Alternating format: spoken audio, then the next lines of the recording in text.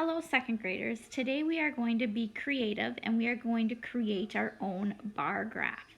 So the first thing that you are going to have to do is you're going to have to think about, well, what do you want your bar graph to say? What question do you want to ask people to make a bar graph?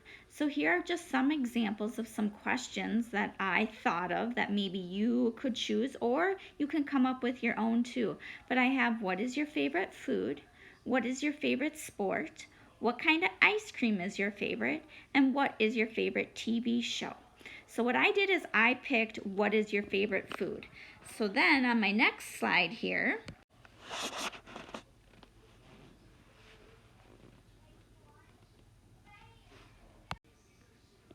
I came up with some choices. So I picked what was my favorite food. So the choices that I chose were tacos, pizza, burgers, spaghetti, and hot dogs. Okay, so then what I'm going to do is I am going to call a bunch of my friends.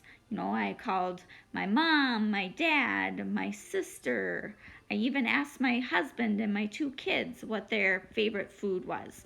So then I collected my data.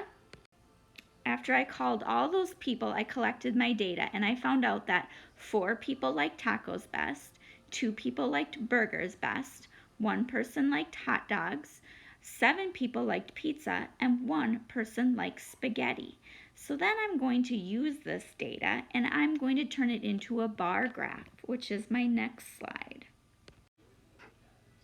So on this slide, I took my data and I formed it into a bar graph.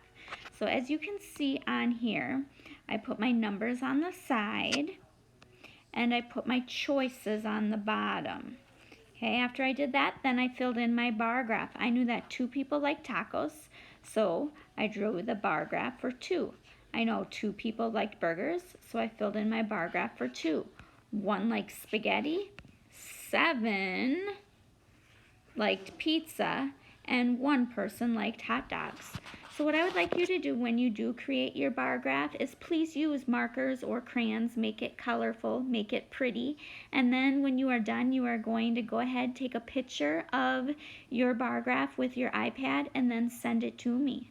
All right, have a great day. Bye.